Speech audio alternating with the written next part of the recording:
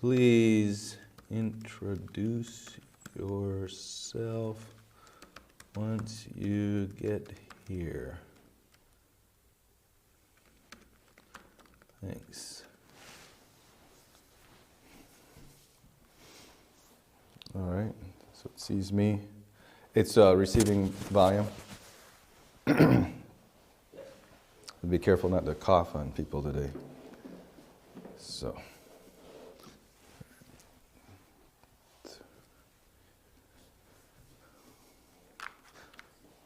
Oh. There we go.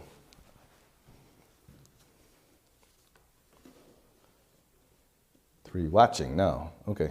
All right. We'll get started. Welcome to our lecture series on teaching strategies and education course. If someone wanted to take this as credit toward a master's degree and a Master of Education degree. The series is exploring and discussing various strategies used to teach effectively at all levels of instruction, and our focus has been primarily academic, but it can be applied to religious instruction, and it revolves around a model profile of a competent teacher. We address the competency profile in our first lecture. The text that we're basing the outline off of in much of the lectures is this one, Models, Strategies, and Methods for Effective Teaching by Helmut Lang and David Evans. And that is available on Amazon used for anywhere from $4 to $10. And of course, new, it's much more expensive. We have finished 4 lectures. In our first lecture, we talked about the competency profile of an effective teacher. Then in the second lecture, we talked about communication skills. Third time we met together, we talked about the differences in students and a broad range of differences. The last time we met, we talked about motivation and attitude. And tonight, we're going to be talking about assessments and testing and assessments. And in between each of those, we've made available a lecture by Dr. Don Moss, who presented a series called Maintaining Teacher Effectiveness. And after the last session, we released his lecture on motivation, which was quite helpful because we spent the time talking about motivation, and then we got his perspective on it. And in that lecture, in that video, he talks about the different types of motivation, intrinsic, which is, of course, internal, and the activity and the reward are the same in intrinsic motivation. The activity is intrinsic and the motivation is internal. In extrinsic motivation, we're trying to get them to do something internally, but we're rewarding them or motivating them with something that's external. There are external variables. There's anxiety. People can, you can make somebody anxious over something that they should be doing. And that's not all bad. If someone has no anxiety over something they ought to be doing, they could care less about whether they do it or not. That's not a good thing. But then there is a level of anxiety that's far too high. Interest. If something is interesting, that motivates people. And it could be interesting for a lot of different reasons. It's new. It's alive. It's vivid. It's connected to their experiences that they have had in their life already. There's other variables that motivate the knowledge of the results. If some people want to know how well they did, how quickly they get that information. Feeling successful is motivating, and even just the climate, the feeling that somebody gets. Maybe you compliment them, and just getting that compliment from you motivates them to some degree. In the video, he suggested 3 ways to heighten interest, and those are novelty, vividness, and life experiences. I would just mention, and I believe he did also, is that novelty just for novelty's sake, or something that's new, just because it's new and it's disconnected from what you're talking about, doesn't work after a certain point in time.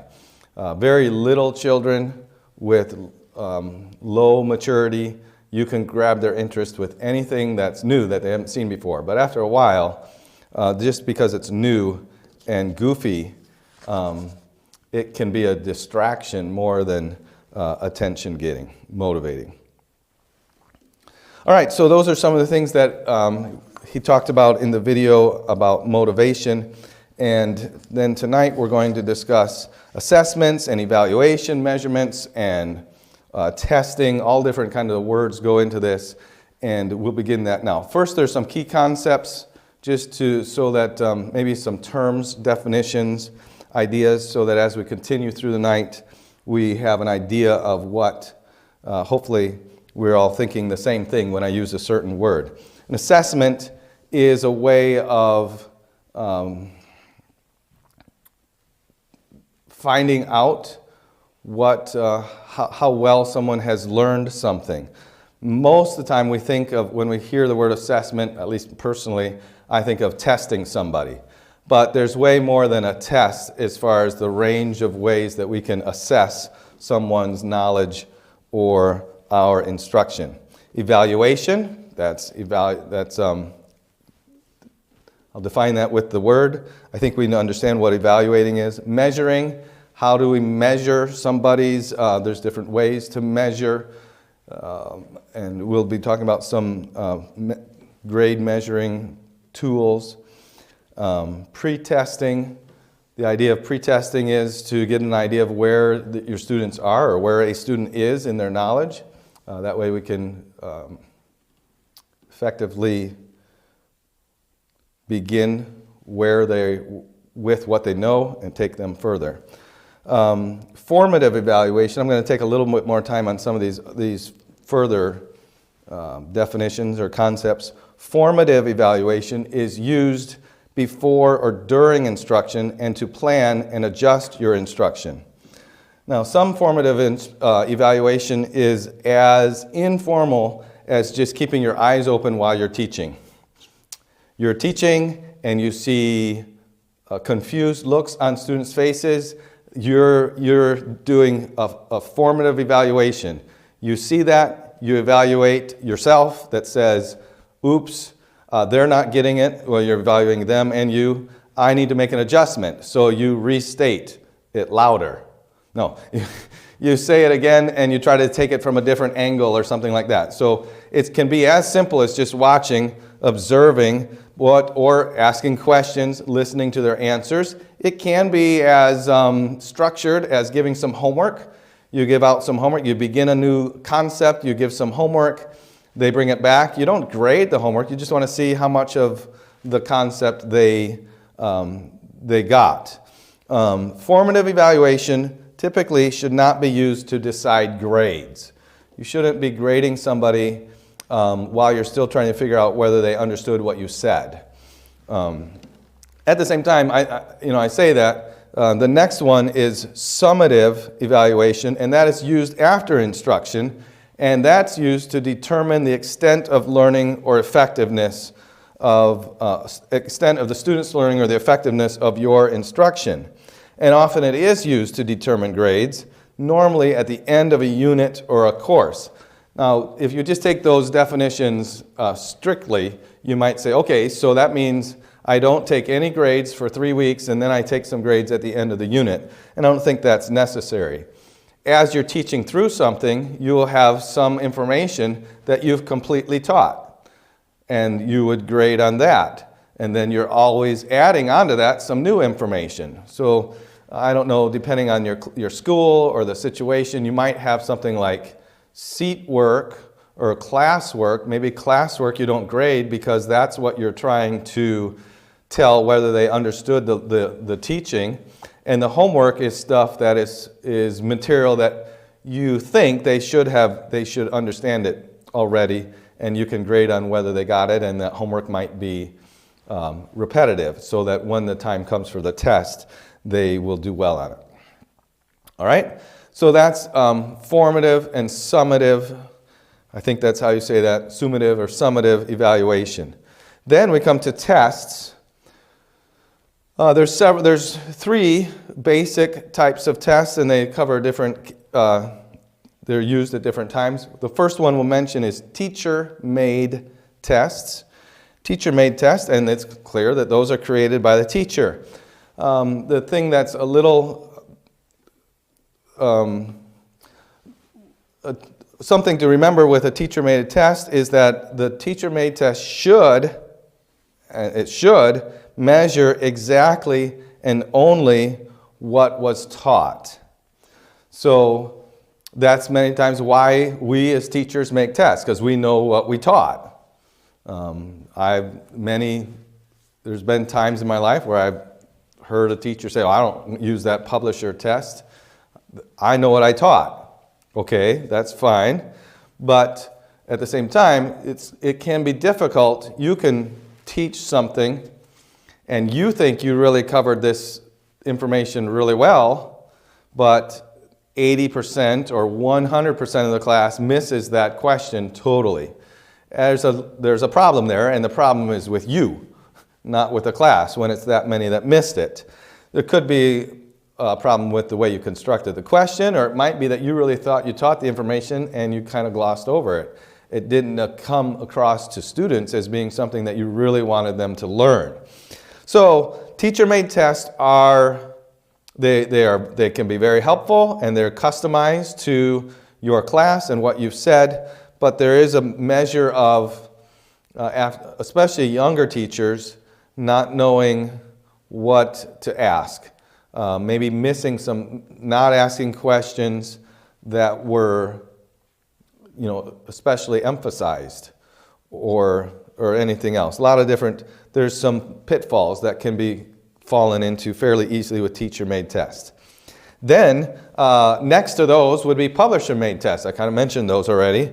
And those are, of course, created by the publishing team, and they normally measure exactly and only what is in the text.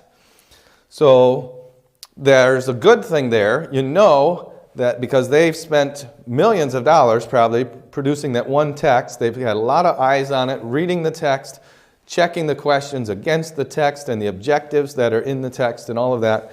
You know that the questions are going to, or you can be pretty much assured that the questions from the text are going to, in a balanced way, reflect what the text taught.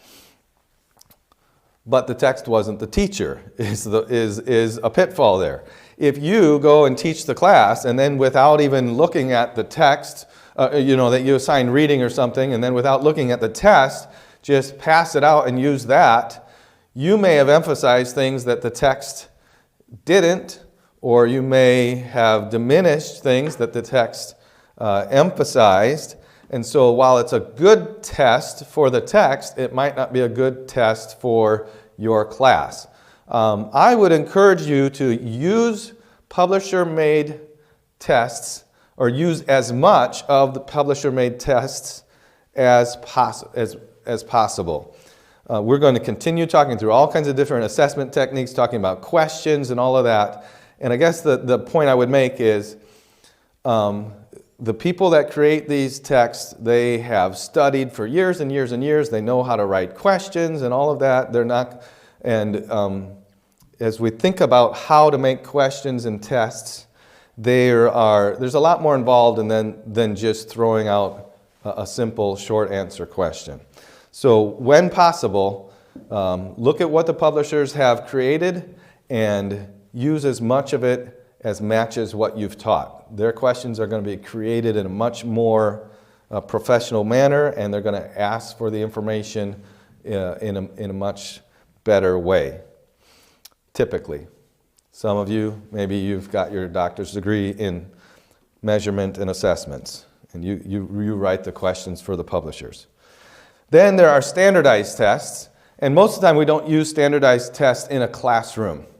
We use standardized tests in schools, but not normally in classrooms, and it's worth understanding what they are and how they're made. So a standardized test is a commercially designed test. When I grew up, I took the California Achievement Test. We called it the CAT test. So a lot of schools will use a Stanford Achievement Test, which is different than the college SAT test, but it has those same. There was the Iowa Achievement Test or Iowa Test of Learning or something like that. There's all kinds of different, and of course, if you talk to anybody who goes to public schools, every state has their own test. We in Indiana used to have ISTEP, but people didn't like ISTEP, and now we have something else. But anyway, those tests are standardized tests. They measure typically achievement across a broad range of knowledge, and they sample the performance under uniform conditions. And that's kind of one of the key aspects of standardized testing, is that the test comes and tells you what conditions the student should be under, like the amount of time they have, and the tools that are available to them. All of those things makes it standard. So everybody who takes the test takes it under the same conditions, even though they're not in the same room with one another. They might be all the way across the country, but they're all taking it under the same conditions. And the reason you would want that is because normally we look at these tests and the scores on these tests, they're meant for broad use. And so we're going to do them to see how the kids in our school or in our class compare with kids across the country or in a certain region or whatever, all the different ways you can manipulate the data or that comes from these. They normally include norms. Now we're going to talk about norms in just after a few more definitions. But so that by that, though, it means that you're measuring your class or your child against a wide range of people, not just against the information that the teacher taught in the classroom. All right, so those are the different types of tests. Then there are some ways to test tests. Maybe there's a better way to say that, but we will test a test, or we should check a test for two things are very important, and the third is kind of important. One is that the test is valid, the validity of a test. And what that means is, or what that is testing is whether the test measures what it says it does. Okay, so if I have, let's say I'm a mathematics teacher and I've created my fractions test, and I have the first 12 questions are fractions, and then I have a bunch of questions on decimals, because we learned that a while back, and then some addition and subtraction. We have all kinds of, I have 100 questions, but only 12 are about fractions. That test doesn't really test whether my students know fractions, because they might miss every fraction question and get all the rest of the questions right and still get an 88, if that's the way we measured it. So it's not a valid fractions test. Maybe if I said it's a general mathematics test, it would be valid, but it's not a valid fractions test. So validity of the test is, does the test measure what it says it measures? If it's a test over the American Civil War, it should have questions about the American Civil War on it, or whatever it is, and the majority, or maybe all the questions. Somehow you've got to justify the validity of the questions on there so that your test is a valid test. Then, the reliability of a test. And this one is kind of, validity is something that I think every teacher can kind of just figure out and do. But reliability is much harder to measure. It's, and listen to what it is. Reliability says that if this test is a reliable test, it says this test consistently delivers the same score to individuals of the same ability. So, if I give this test to a bunch of 7th graders, I should get a range of scores because I have different abilities there. I mean, if everybody in the class gets a 100 and not all students are 100 students, it's not a reliable test. Okay, I should be able to give the test to the class and get a range of scores, and then a similar class, the same class, same type of class, I should be able to give that test to them and get the same range of scores. I should get somebody who is a C student, let's just say, I know some people might be offended by that, but let's say somebody's a C student should get a C on a test. He shouldn't accidentally get an A. It's not a reliable test. Some people would say, I mean, if you've got there's something, students learn from tests, so you can't really test the reliability of something by giving them the same test the next week, because they remember, the answers. But if there was a way to erase their memory of the test, but not their memory of the material, a reliable test would give you the same scores from the students if you gave it to them 3 times in a row, except that they would learn from the questions. So that's not a way to test reliability, but that's a way to explain reliability.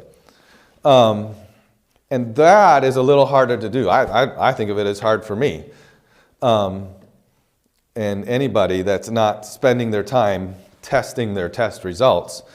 So reliability says that this test will consistently measure students at the level where they are. Basically, it gives the same score, or within a small range, the same score to individuals of the same ability.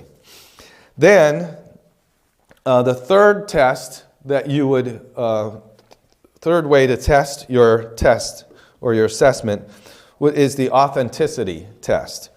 So, authenticity, is the test authentic? Now, that's a fancy word. It's a very popular word these days, but just bear with my explanation of it, and I think it'll make sense. If a test is authentic when it measures the information that will be useful. Now, I know those 9th graders say, when will I ever use this? It's not according to the measurement of what the student thinks is useful.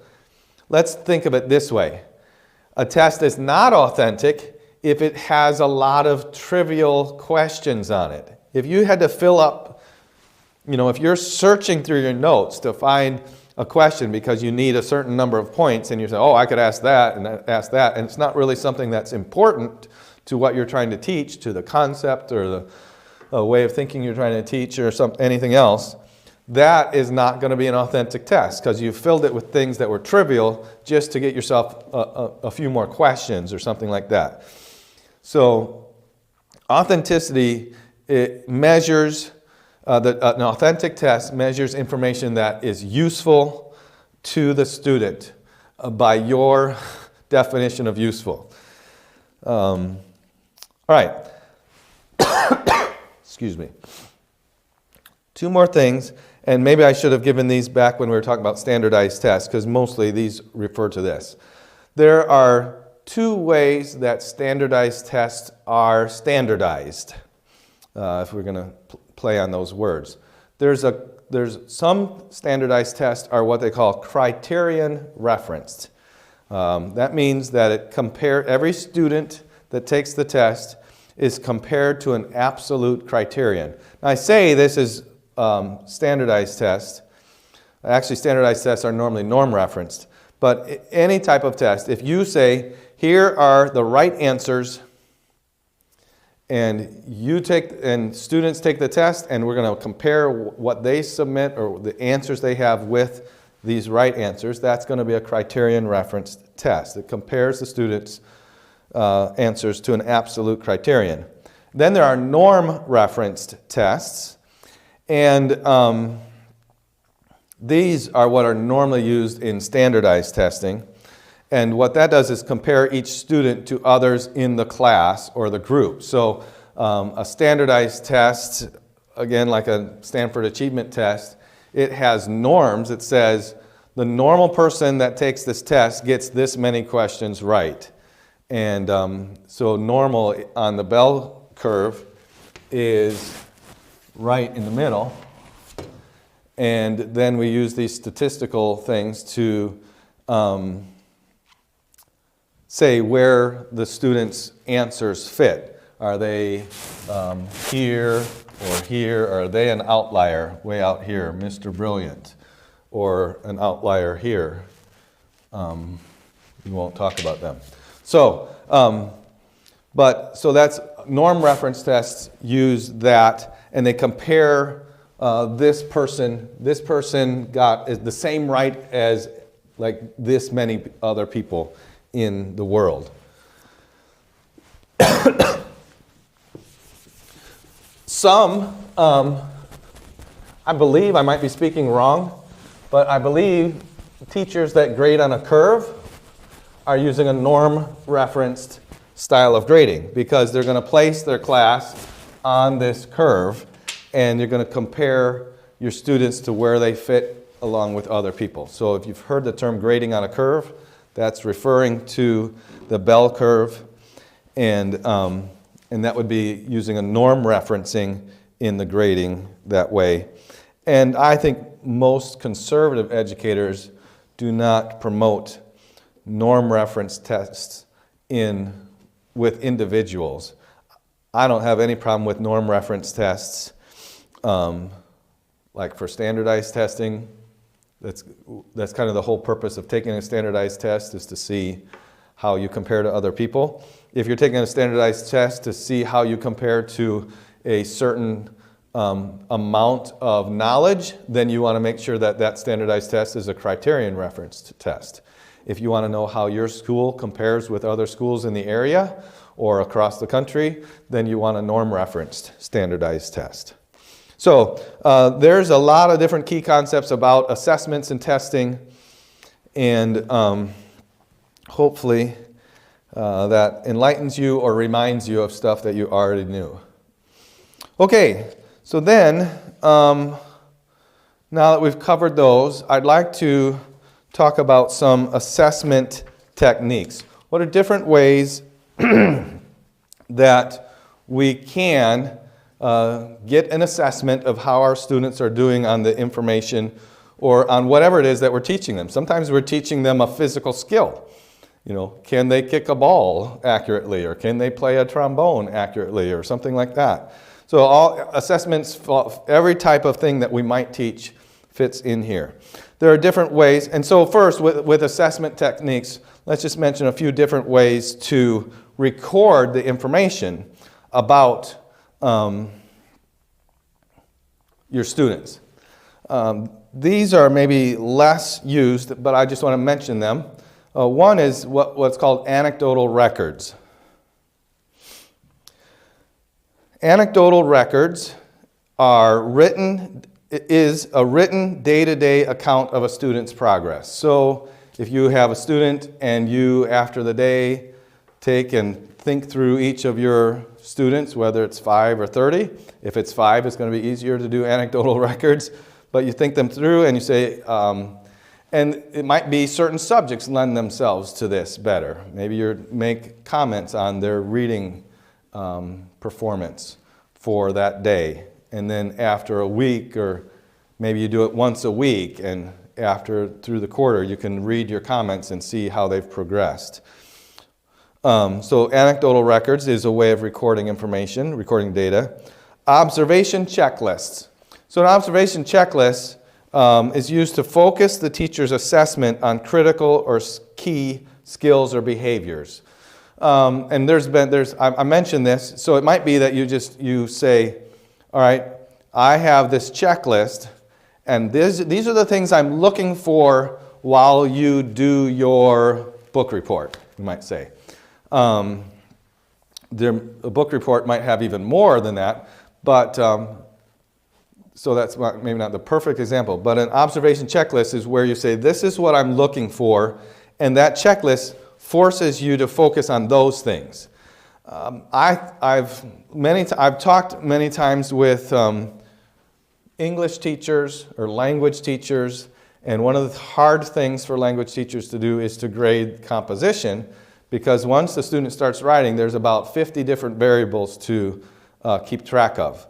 So many times, successful teachers, composition teachers, will give an assignment, and barring some drastic bad behavior, they will say what they're looking for that assignment. In this assignment, you're going to write a paragraph about this, and I'm looking especially that you demonstrate this particular skill.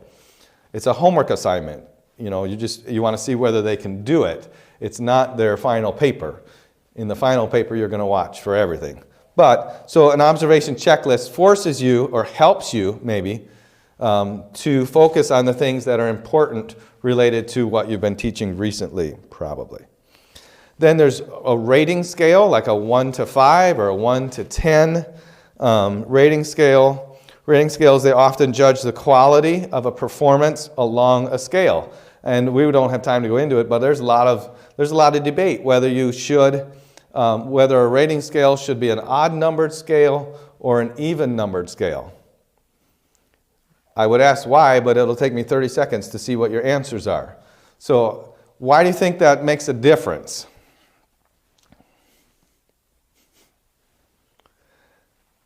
All right, the difference is because an even-numbered scale forces you to say they were good or bad, even if it's just slightly different.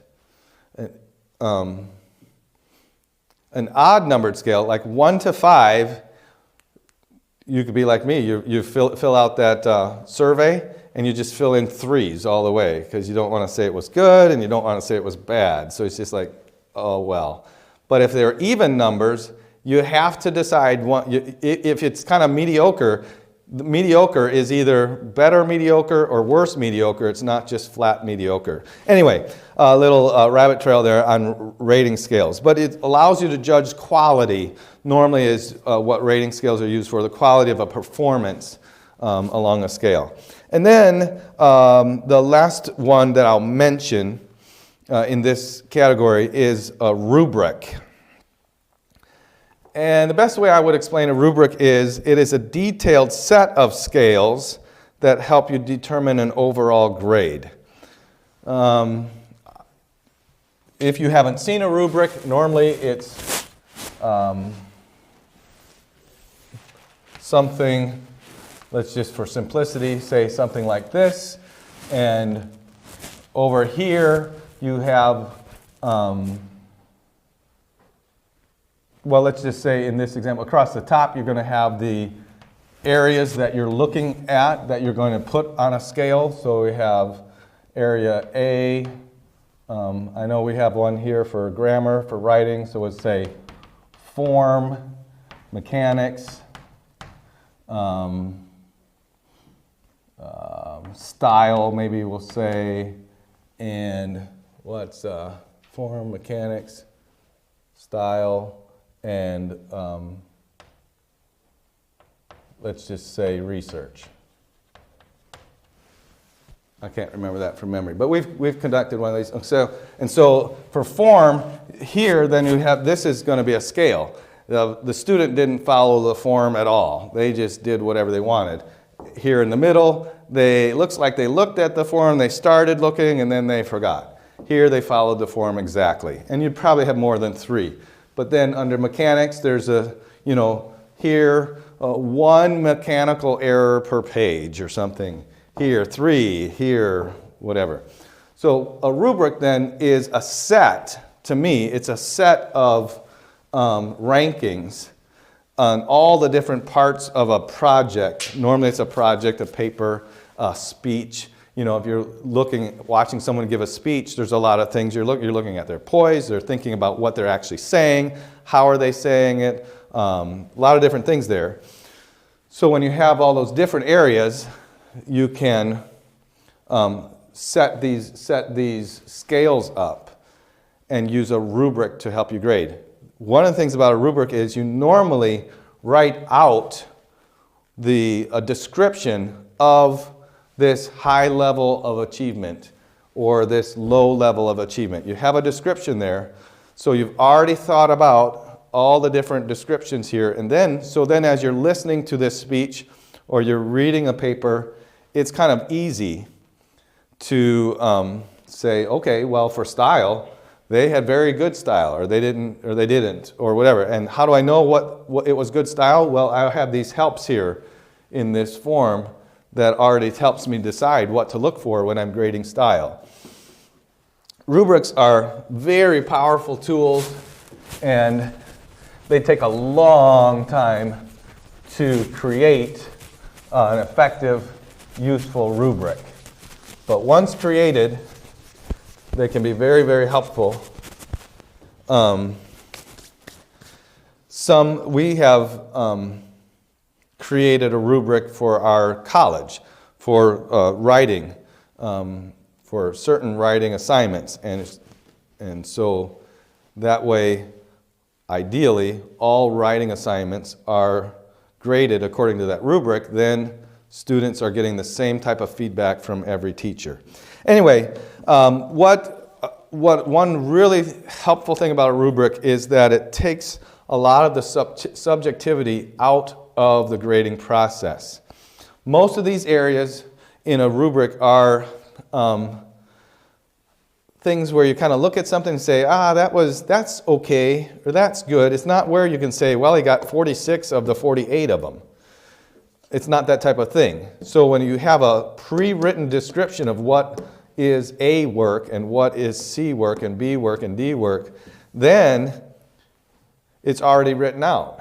Then you just match the student's work to that, and it's a lot less subjective. I know myself when I'm grading papers like that, I could go different ways. I could grade very detailed the first few papers, and if I've got 27 papers, we get to the end and I could probably be like, well, that kind of sounded good, so it's good. And man, that person has a lot of mistakes in the first 2 paragraphs, so the rest of the paper must be just as bad. I'm confessing, and I try to keep myself from doing that. But when there's subjectivity in a paper, it's just really easy for the grades. I was thinking about this the other day.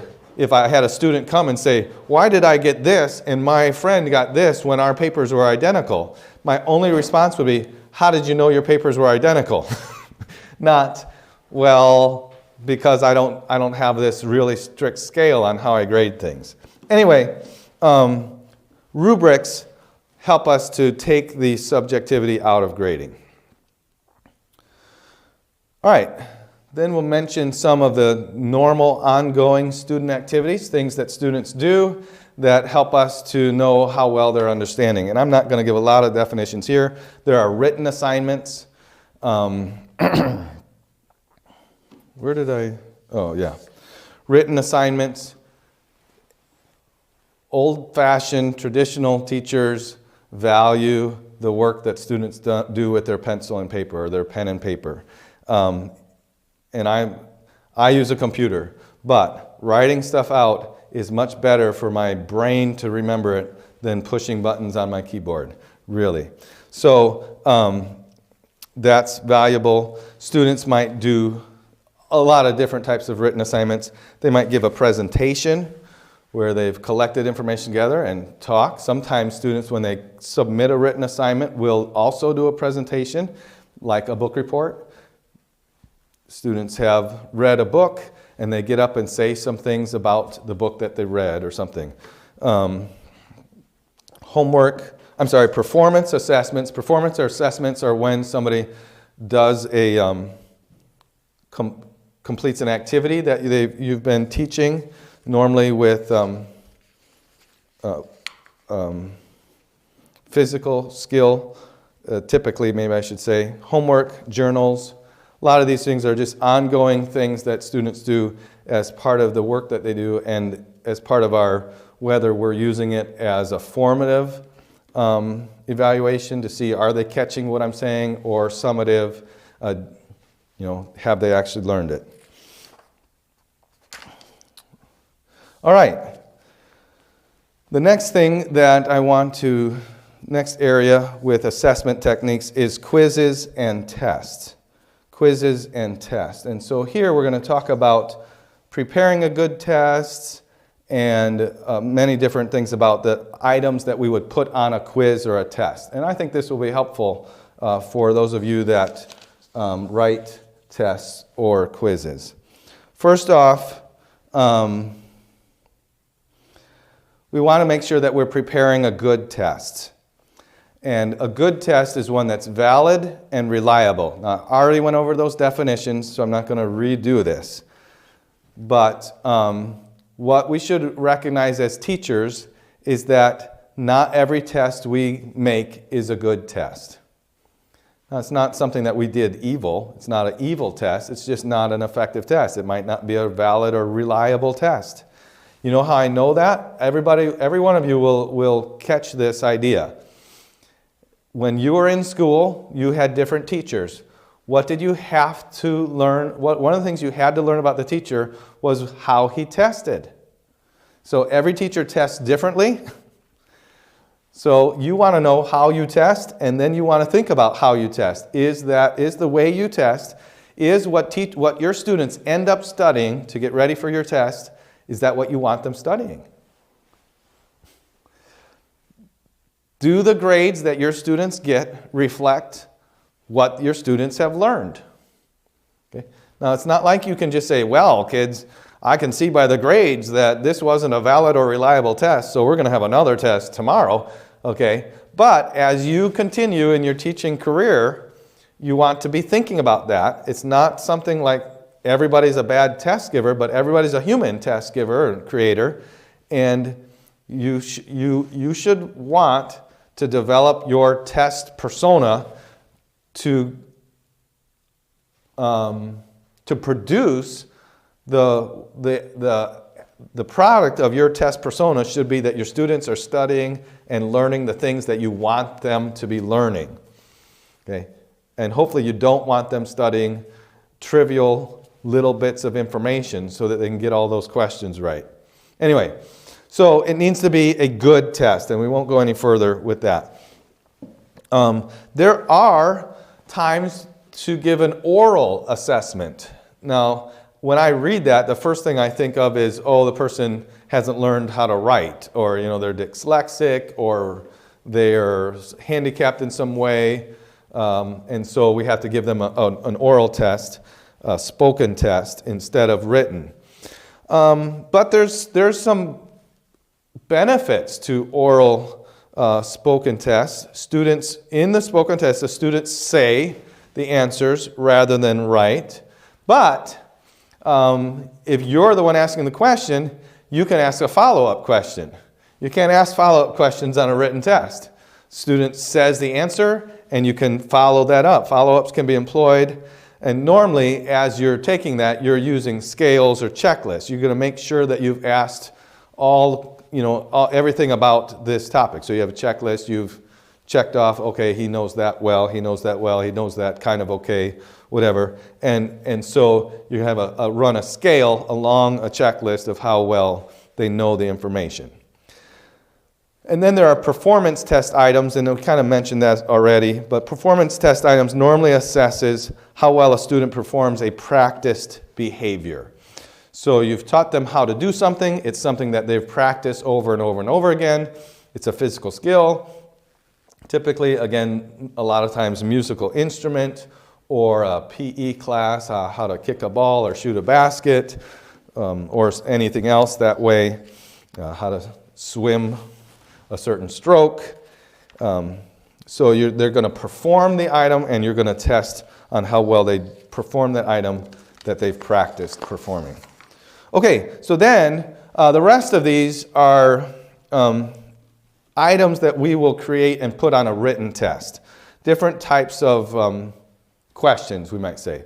Let's use, first we'll mention the essay question, and this is sometimes called an open response question. And the student is asked to compose a comprehensive, lengthy, or complex response to a topic. The proverbial or the dreaded essay question or the essay test. I got an essay test to study for. Let me just point out something. And I've done this before, I don't know if any of you have heard this, but when we talk about the types of knowledge that we have, an essay question is used to assess how well a student has certain higher orders of thinking developed. They can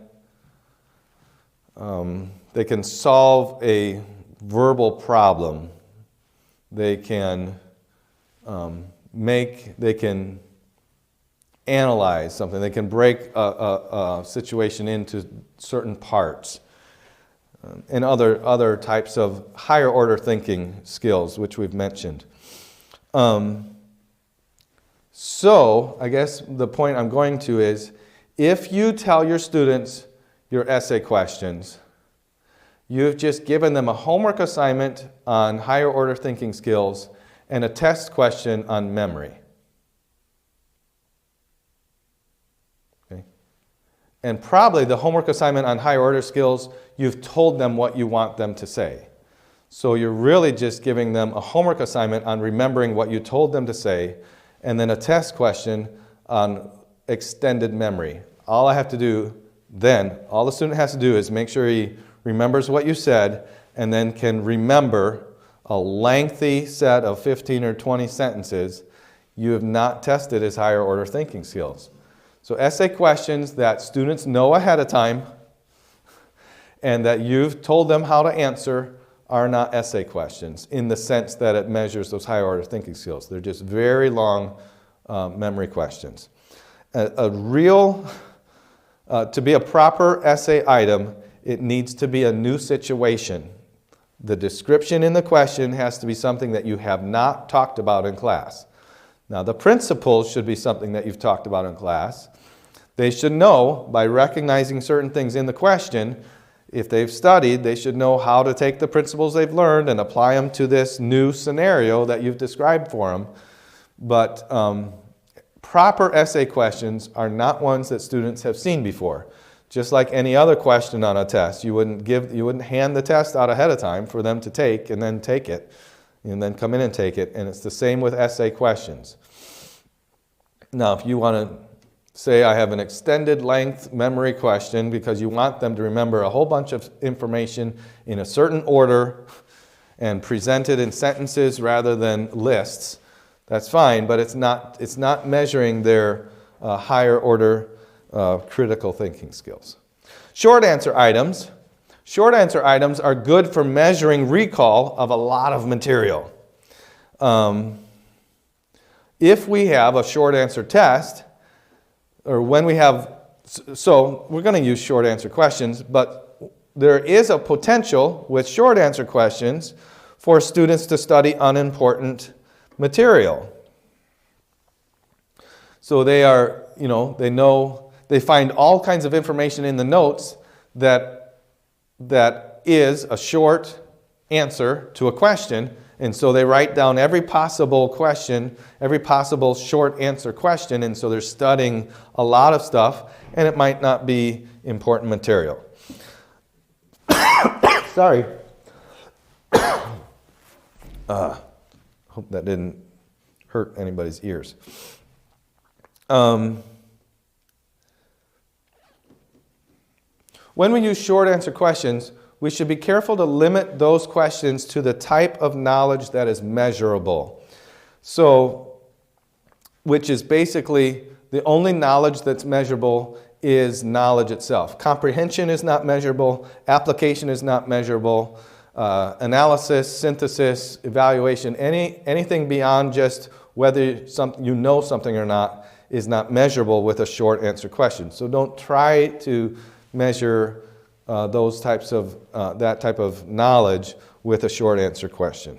Only facts, basically. All right, then matching items.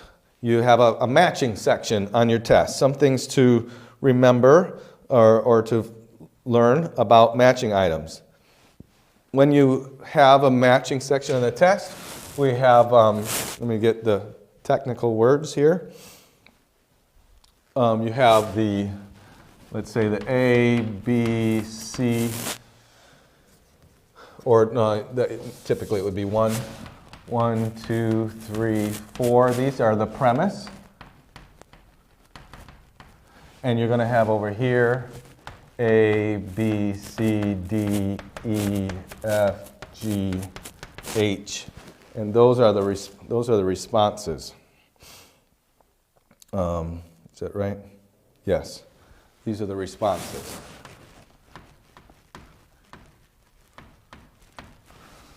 So, in most situations, your response list should be longer than your premise list. Almost every single time that you have matching, you should have more responses available than questions, more answers available than questions.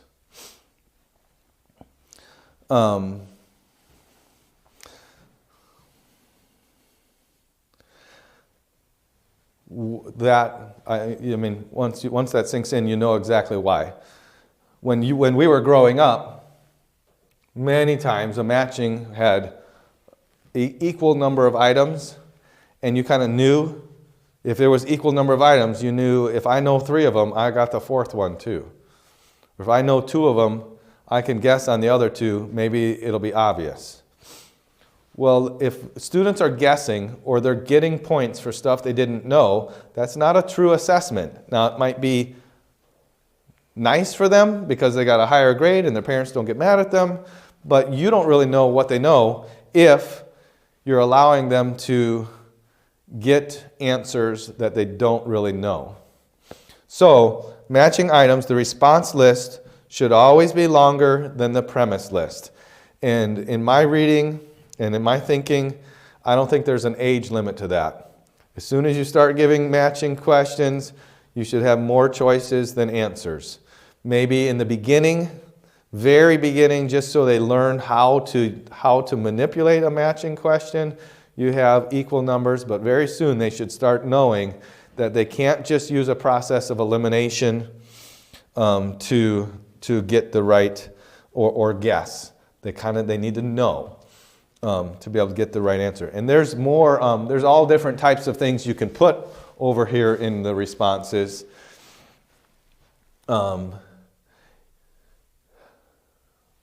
I have fun with this. I have a test that actually my college class is going to be taking in a week or 2, and I'm looking forward to hearing them respond to it, because my experience is that most kids haven't seen a matching list like this. They're used to just being able to match completely, and so I will have, this matching that I have has maybe 10 premises and only 4 responses, because each response can be used more than once. And there'll be some over here not used, or there'll be some responses over here that will not be used, and some that'll be used twice, and a response that says not a valid point. So it just adds more complexity into it. Why do I do that? So I can be the most complex teacher? No, I want them to know the information. What I've taught, what I've given them, I want them to know it. And if I put those distractors in there, kind of like you would with a multiple choice, and have lots of opportunities to make sure that they pick the right answer, then I'm got a higher level of confidence that they actually do know the material. All right, so that's matching items. Then multiple choice items. When we talk about multiple choice questions, the beginning of the multiple choice question is called the stem. The question starts, and then it goes, blank or colon or whatever, and then you have your answers. Some people say you should have at least 4 answers, or you should always have 4 answers. What you should have is that every single one of these answers could, not that they do, but it's plausible that if you don't know the material, it would fit in here. For instance, here's something that's not plausible. I was in a class once, and it was about the time of Christ, so like the 100s BC. And the question was, the answer was certain men, and one of the 4 was somebody who lived 1,500 years after that time period. So boom, I know he's not an answer. It was Hitler or something like that. So the choices were 3 that were kind of close, and 1 that was obviously not. That's not a good question. Okay, every single answer needs to be something that if you don't know the material would fit there. All answers should be plausible. Students should pick the best one. And actually with multiple choice questions, if they're written correctly, you can assess knowledge of complex ideas with this question form. I think most of us have only experienced very simple knowledge-only questions with multiple choice. But once you understand how a multiple choice question works and the different ways that you can manipulate the insides of a question, you can test creativity and analysis and application, lots of different levels of thinking skills, depending on the actual topic with this question form. All right, the next one is true and false, or should we say true or false? True, false items. And these items can test the most number of facts in the shortest time. They seem like they are easy to prepare, but let's just say seeming easy and being easy are two different things. In order for a true-false question, let me just say, it can measure a range of knowledge. It can measure more than recall. Most of the time we think of it as just recall. But using a true, false, and explain instruction kind of reduces the guessing.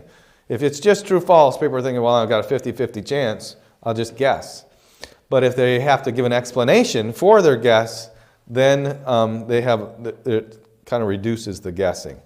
Now, true, false items, I've seen instructions to teachers say that true, false questions must be either wholly true or wholly false. Well, if an item is wholly true or wholly false, it can't be a true, false question. You have to have a measure of, and I don't take this the wrong way, but a measure of trickery in the question. Otherwise, every single person is going to get it right because it's just blatantly obvious. And you're trying to see whether they understand what you've taught, not whether they know what's blatantly obvious. So be careful. I mean, you're not trying to make a trick question, but simple, bold statements that seem like they're true, but once they read it, it's clear that they're not, or something else. It's not easy to make a good true-false question. You don't want it to be so tricky that they can't get it right, but you also don't want it to be so obvious that they can't get it wrong. All right. So the textbook gives a little comparison, and I'm just going to read through it. Again, I'm not going to put it on the board, but it introduces the question, and we might ask this question. In fact, Anthony says essays are his favorite, and Joel says, I hate essay questions because they're not easy to grade. Right. So the question is, should we use essay questions or objective items? And here's just a little comparison of essays and objective item questions. So I'm not going to write it all out, but I'll just put some stuff on the board so you can kind of follow along. The competency measured, and then we'll say essay and objective. So the competency measured for essay, when somebody's answering an essay question, their ability to express themselves in their own words, using their own background and knowledge is shown. It taps into their higher reasoning levels, but it's inefficient for measuring factual information. So if all you want to get from somebody is facts, wow, that's hard to grade. Because there's just a lot of words, and if they think you want lots of information, they put snow in the middle of their words. On the other hand, objective in the competency, objective questions, the student selects an answer from options provided or supplies an answer in one word or short phrase. It can, if you have a sophisticated questions, tap into high reasoning levels, and it is efficient for measuring fact knowledge. If you just want to know if they know something, just ask questions with short answers. Ask true-false questions. Ask matching questions if there's similar material there. But it's much quicker to grade, and you know whether they know the information or not. Then, for comparison of the content coverage, for essays, only a limited field of knowledge can be in one test. They're spending so much time writing about one topic that you can't cover every topic in a unit. So you can only cover a limited field of knowledge. The questions can take a long time to answer. Good writers have an advantage. Maybe somebody knows what they should and even understands the complex process, but they're not good at writing. So they have a hard time with an essay question, even though they know the material very well. It's a questionable, as far as reliability, which we've talked about that definition, questionable reliability measurement for essays. Not that they're bad, but they have that shortcoming. Objective questions, you can cover a broad field of knowledge in a test, and they can be answered quickly, so there can be many questions. And broad coverage allows for a reliable measurement. Then encouragement to learn, the question. Courage to learn. The essay question encourages students to learn how to organize ideas and clearly express them. It is, for certain students, if they are the type that really just want to understand what you're talking about, they like an essay question. Maybe that's where Anthony is. He wants to understand it, and as long as he understands it, he likes to write about it so that the teacher can see that he understands something, the situation. The objective questions encourages students to learn a lot of stuff. They might not learn it deeply, but they know lots of stuff. So both, again, there's pluses and minuses for each. Preparation ease. I'm going to take this off. Preparation ease.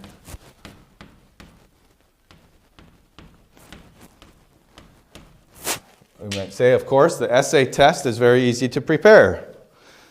There's only a few questions. The task, what you're asking for, needs to be clear, but general enough for some leeway, specific enough to set limits. Objective test, you have to write lots of questions, and you need to word them in such a way so there's not ambiguities or giveaways. And then scoring, this is where Joel is. Scoring the test. The essay is very time-consuming to score. But the teacher can provide written feedback, and the grade is awarded in a more subjective way.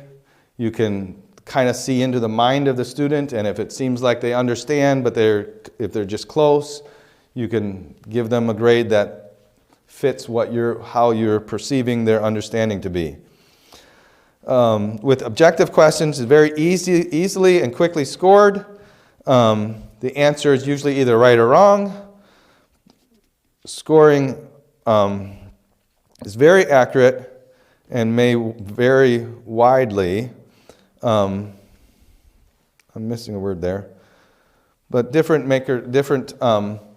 but there's not much leeway. With the objective questions, a student doesn't get a chance to explain his answer, you might say. All right, so there's just a little bit of back and forth on the helps or the pros and cons of essay questions and objective questions.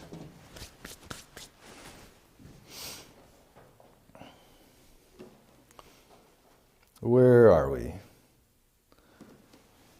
All right, then the next area to talk about is, we talked about writing a good test, and we talked about these items. Now, preparing test items. Some things to remember when you're actually preparing those tests, that matching question or the multiple choice test question or a short answer or essay question. Some things to remember when we're preparing the test items. First, we want to write good assessment items. So, by that, I would explain that in this way. Your question should match the cognitive level of the objective and the instruction. So, quickly, I'm going to mention levels of cognition. We've talked about this a couple times ago, but you have knowledge. Sorry, penmanship teachers. Knowledge, comprehension, application, analysis, synthesis, and evaluation. Now, in your teaching, you probably will have a little bit of all of this. You might have a lot more of just knowledge and comprehension. If you have younger children, you're going to have lots of knowledge questions and maybe some comprehension and maybe here and there some application. Every mathematical problem is an application thinking skill because you're using information you know about that's true and applying it to a problem. But analysis and synthesis and evaluation and a lot of application are going to be upper high school. It's going to be introduced more and more as we slide up through middle school, junior high, and all that. But my point is, if I'm thinking, okay, in this unit, I want them to know this stuff. I want them to apply these ideas to situations. And I want them to be able to know enough to be able to come to a conclusion or break something down or come to show them a situation and they can evaluate that this is a certain thing. Well, that's what my goals are. I need to make sure my instruction is on that level that teaches them knowledge, teaches them where to get the criteria and how to measure something against the criteria to make an evaluation, etc. And then my questions need to match that. If I teach all this deep thinking, higher order thinking, and every question is just a fact or an information, it's not a good test. The assessment it's kind of insulting. Here they've studied and they've worked really hard to learn how to analyze or how to apply or how to do this, and I'm just asking them a list of short answer questions or just to list things. In the same way, if mostly all I've given in all my teaching, I've just given them some definitions and worked for them to have comprehension, if I create a test item that expects them to do something down here and I haven't prepared them for that, that's not a good assessment item. It should match the cognitive level of your objective and the instruction. All right, then, so that's a good item. And by good, I mean, to me, that's kind of just in concept. I need to ask them a question about this. I need to ask them a bunch of questions that measure their knowledge here. So we have those items. So now I know my items are going to be good. Now I need to prepare them in a way that they're clear. So we want to make sure assessment items are clear. And here are some ways that you can not be clear. Sometimes questions include unnecessary details. And I have some examples from the book that I'm just going to read to kind of give you an example of this. Unnecessary details. Here's a question. There are 4 factors of production and combinations of these factors that economists consider when they analyze the productive capacity of a geographic region. Name them. So it took way too long just to say, name the 4 factors of production. So there's unnecessary details, and what happens is all you wanted was the name of something, and then you included all this other stuff, and it clouded up the question, and may even confuse a student, because you did talk about combinations of factors, or you talked about economists or whatever. Anyway, so unnecessary details. You can have too many details in a question. Another thing that makes a question unclear is to have no basis for ordering things. So here's a question. In correct order, list the planets in our solar system. All right, so what is the correct order? Is it correct order distance to the sun? Is the correct order the size of the planet? Is the correct order the date of their discovery? There's a lot of different bases we could have for the correct order. The number and the kinds of satellites. I wouldn't think this would be it, but is it just alphabetical order? There's a lot of different orders. So when you ask for orders, you need to give them a basis for what order are we thinking of. You could have a question that's unclear because there are several correct answers possible. Fill in the blank. Geese migrate in blank. All right, it could be they migrate in the fall. They migrate in the spring. They migrate in flocks. They migrate in V-shaped formations. Whatever. There's all different correct answers to that. So that's an unclear question. Which reminds me, and it's just a side piece of information, but you'll want to know it because it's very useful in conversation. There's a reason why when you look up at that sky and you see that V-shaped formation, there's a reason why the one side of the V is always longer than the other side. And the reason is there's more geese in that side. All right, so very important information. Learn that from Tom Haiti. Those of you that are been to Fairhaven know very important information. All right, another way that we can have an unclear question is no basis for providing a description. So we had no basis for ordering, no basis for providing a description. So describe cities, towns, and villages in Mexico. Maybe this is a social studies question. Describe cities, towns, and villages in Mexico. Well, how are we describing them? By size, location, political status, what's produced there. There's a lot of different things there. So no basis. So 2 things with no basis there. Insufficient clues is another thing. The item is mutilated, and this can happen.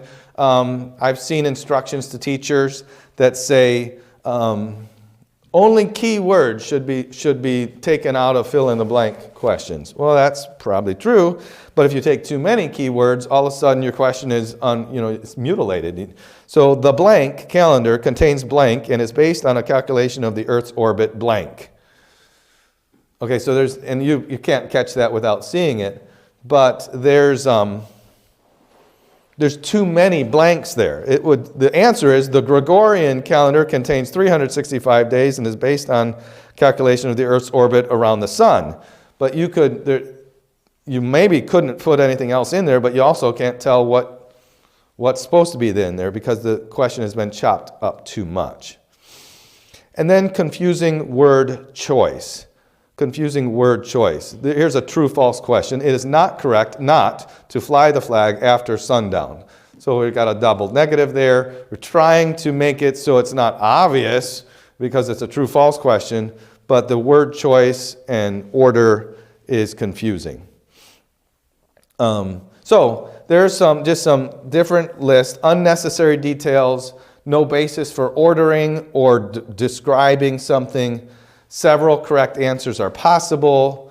Insufficient clues, or there's too many blanks to be filled, or the word choice order is confusing, or word choice is confusing. And I've probably written several questions that fit those over my time of teaching. So when you get a question like that, you have a whole lot of questions, you want to mark it and strike it or rewrite it. You say, well, that's important information, I want them to know. Well, you got to figure out a better way to ask the question the next time. All right. And then, so then there are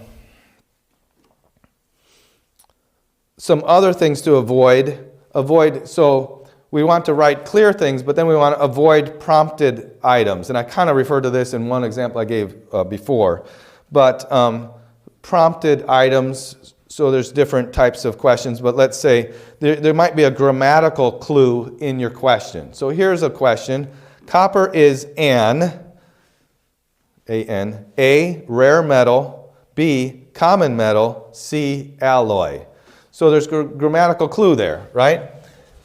The indefinite article, a and an, well, the an says that the next word should start with a vowel, and there's only one choice that starts with a vowel. So if they fill in the sentence just grammatically, it's very easy to know that it's an alloy. Now you might say, well, none of my students are good at grammar, so it's not going to help them to have that. But that's just this year. Wait till next year. Anyway, so grammatical clues, an equal number of items. So it's very interesting, we mentioned this already, when you have match in each metal with its category, and you have 3 metals and you have 3 categories, the student who has 2 correct answers automatically will be correct on the 3rd. So we mentioned this already. It's best not to have an equal number of items when you have a matching section on your test. Then there are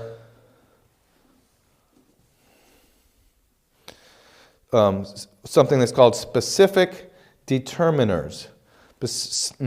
Specific determiners. Here's a true-false question.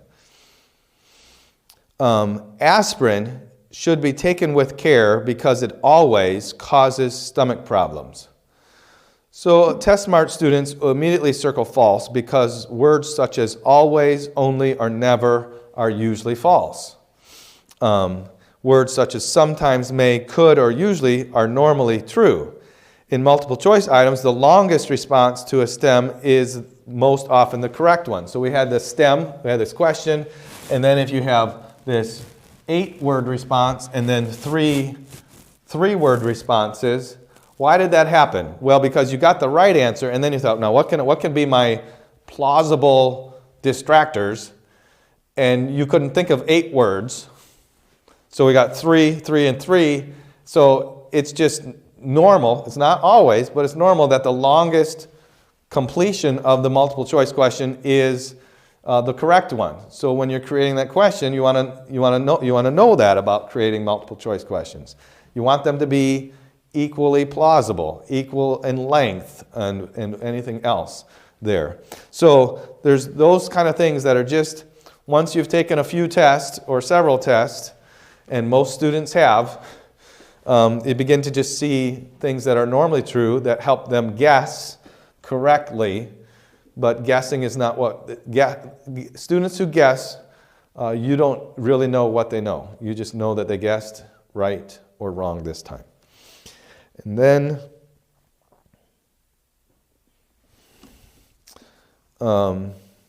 illogical choice.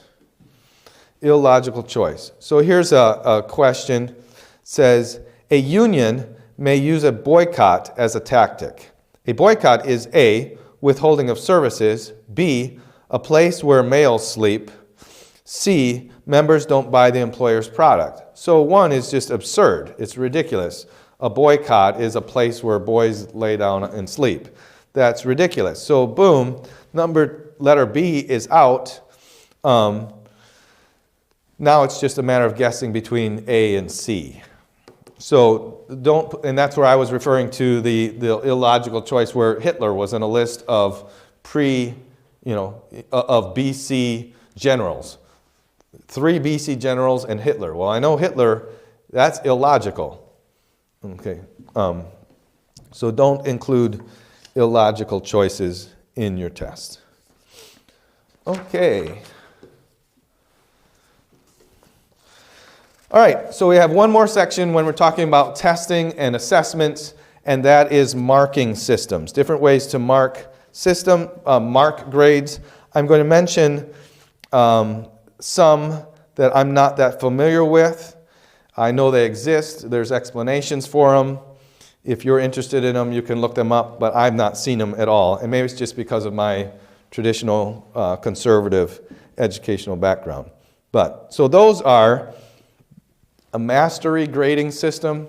A mastery grading system it's kind of odd, but my understanding of it is that students, teacher gets with a student, says, okay, this is the grade that you're shooting for, and we're not going to leave this topic until you get this grade. We enter into a contract about what can be done to do it, and if the student fulfills his commitment to the contract, then he gets that grade. Again, it's kind of an odd way to do things if you're a traditionalist, but it's out there.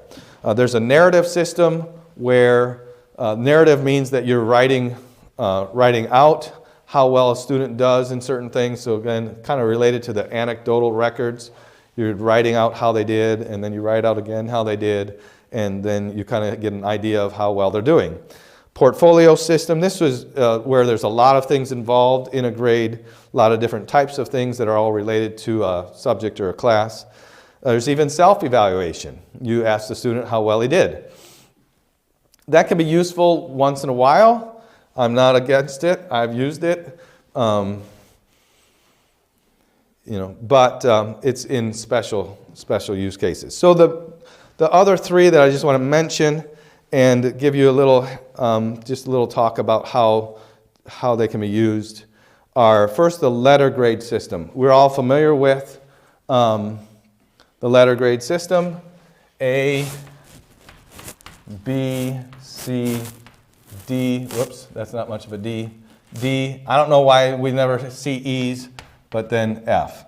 Maybe because E looks like F and F stands for fail or something like that. So A, B, C, D, F. Different schools will have different words that go along with those, but common ones are excellent, good, average, passing,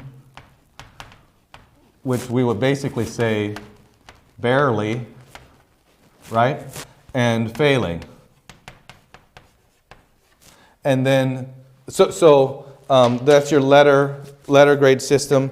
It's almost always used for terms like your quarterly grade or your semester grade or something ends up being a letter grade normally. I like to use them for rubrics, which we mentioned already, and for subjective grading. So I like to use them for subjective grading because if I'm going to mark every misspelling is off 1 point, well, a student who did really, really well on it but is poor in spelling might get a 78%, and that's kind of low. That's probably going to be in here an average, and really everything else they did was great. So I don't feel like giving them a C for great work with bad spelling. I'm just making up an example there, but subjective grading, I like to read something. If it's just how well I think they did, I like to read it and say, that was good work, or that was really good work. That was excellent. That was okay. It was good, except it was sloppy.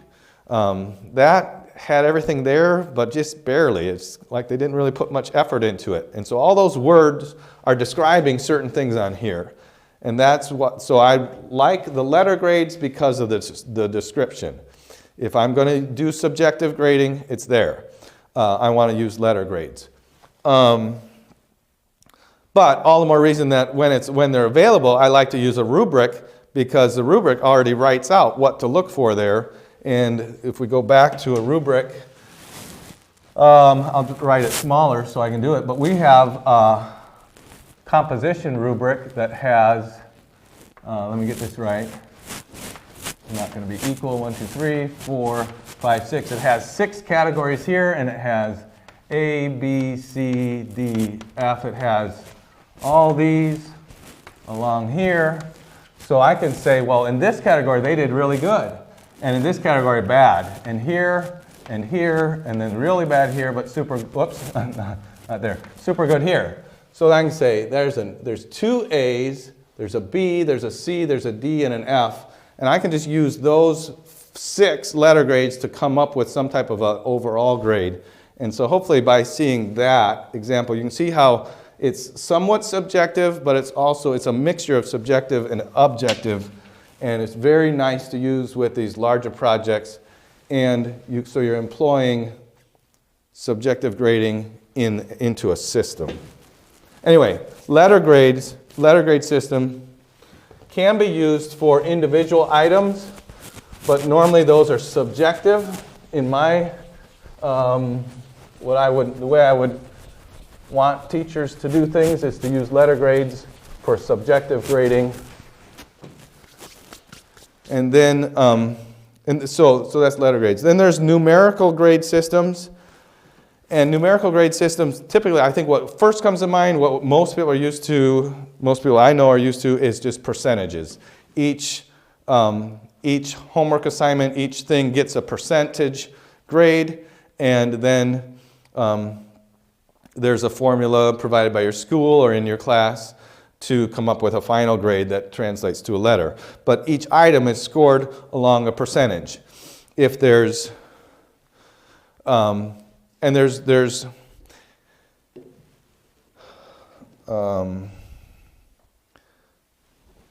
it's kind of, it's in one sense kind of easy there, but there's some drawbacks for that. Let's think of this.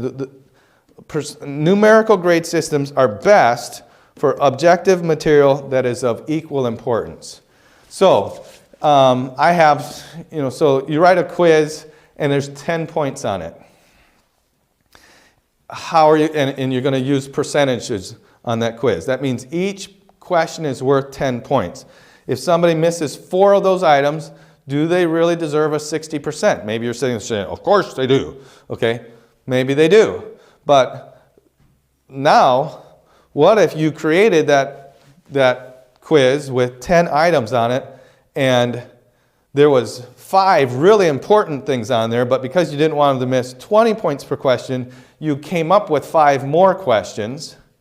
And this student who missed 4, the 4 he missed were all from the questions that you just came up with. He got 5 out of the 6 questions that you really wanted students to get. No, he got all of them right that you wanted him to, plus one of the other ones. Now, does he deserve a 60% for really knowing everything that you wanted him to and missing some things that you just made up so that you had a 10-point quiz instead of a 5-point quiz? And we can translate that to anything. You have a 50 question test, 2 points off per question. Is every question that they answer equal 2 points of importance? Are there 20 that are worth more? I know you can write up a test that has these points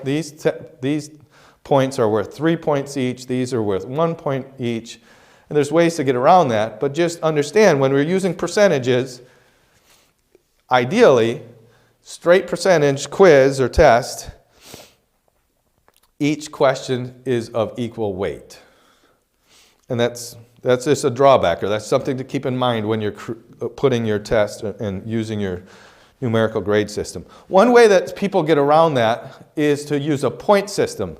I've been in only actually 2 classes that used a point system, and so I'm not real familiar with it. But in a point system, the teacher says, I'm giving points. I'm giving, like these quizzes are worth 25 points. This test is worth 100 points. And these homeworks are worth 10 points because I know that that's how much value I want those things to have. And then he just adds those things up, and the total number of points for the semester is 1,060 points or something like that.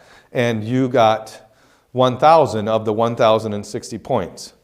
So that is a way to use a number system that's a little more, what do you want to say, customized to the value of the work that you're handing out. But those are not very familiar to most, and you'd want to study it to make sure you're doing it the right way, and you'd want to make sure your principal is okay with that. And then the last one to mention is a pass-fail system. And this is sometimes used for subjects with high performance items, a lot of music classes and maybe even some sports classes, sports and stuff. There's physical ability and all involved, and so somebody puts forth the right amount of effort. They put forth a effort, but if you were measuring them against a criterion, meaning you only get an A if you can play Beethoven's Fifth Symphony on the piano, well, only one person in the school can do that, but everyone else has worked as hard. They've performed as well. So sometimes we just use a pass-fail in some of those types of categories, or some other type of system of awarding points for a grade. All right, so that's our marking systems. And that's all of what we're going to talk about tonight for assessments and testing and measurements. And so we have basically through tonight, we talked about the key concepts, several definitions. We gave some techniques for assessments, how people record data, how students provide information, their ongoing activities, some information about quizzes and tests, how to prepare good tests and spoken tests, different items that will show up on a test. We talked about those different items, how to prepare those items in a good way, and then systems for marking the questions for correct or incorrect, and so on. So in a couple days, we will make available the next Maintaining Teacher Effectiveness video by Don Moss. He'll be talking about anticipatory set and closure. That's like start getting students ready to listen, finishing a topic, anticipatory set and closure, and there'll be a worksheet to fill out along with that there. And then the next time we meet will be February 10th. February 10th, we will discuss that video, and we'll spend the time together talking about classroom management. So I hope that this has been helpful to you, and that you're able to use it to help yourself in whatever you're doing in your church or your school. All right. Thank you for listening and watching.